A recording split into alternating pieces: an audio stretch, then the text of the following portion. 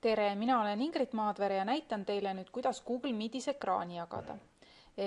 Kui te olete sisse loginud, siis te näete siin all on selline nupp nagu esita kohe. Ja kui ma selle peal klõpsan, siis mul on tegelikult 3 varianti.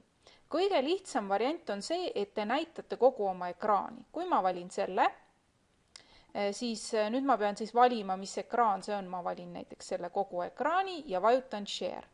Ja nüüd tegelikult näidatakse, see võtab natukene aega olenevalt kiirusest, näidataksegi mulle siis kõike, näidatakse seda kõigile, mis minu ekraanil toimub. Et kui ma võtan esitluse lahti, siis näiteks näidatakse minu esitlust. Aga muidugi siin on see asi, et ma samal ajal seda Google Meeti ei näe, et ma osalejaid ei näe, aga mul on alati väike nupp siin, mis ütleb mulle, et ma jagan praegu oma ekraani.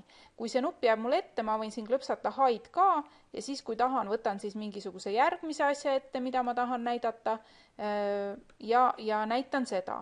Nii, aga lähme nüüd tagasi siia Google Meeti.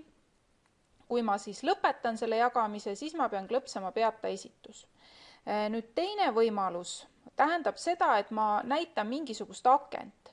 Ja see, kui ma selle peale klõpsan, siis ta näitab mulle nüüd kõik, mis minul lahti on. Ta näitab, et mul on Chrome'i brauser, et mul on üks PowerPoint ja mul on üks Skype. Nii et ma võin siis valida, kui ma tahan näidata ainult oma PowerPointi, ma valingi selle ja nüüd näidatakse ainult seda ja kui ma olen kusagil mujal, siis seda ei näidata. Et näidatakse siis ainult seda kohta, kui ma olen selle esitluse peal. Ja kolmas võimalus on nüüd selline, et ma võin valida siis vaheleht ja sellisel juhul seda loetakse parimaks, kui ma tahan mingisuguseid, no ütleme, kas muusikat lasta või mingit heli lasta, siis ma valin endal siit kõik, mis mul need Chrome'is, mul on väga palju tääbe lahti, valin selle, mida tahan ja vajutan siis Share. Ja sellisel juhul siis jagataksegi mul just seda lehte ja ma saan selle siit mängima panna ja teised kuulevad.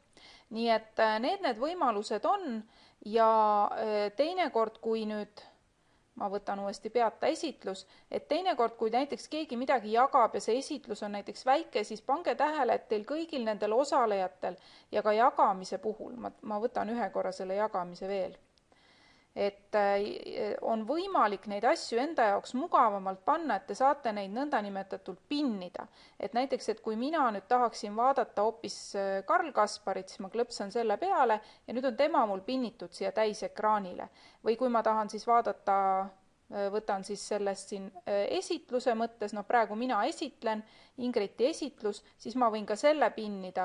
Siin praegusel hetkel, kuna ma kõike seda ise jagan, siis see muutub selliseks keeruliseks, aga et ühesõnaga te saate enda jaoks seda pilti veel teha natukene siis suuremaks ja olulisemaks. Nii et katsetage ise ka ekraani jagamist.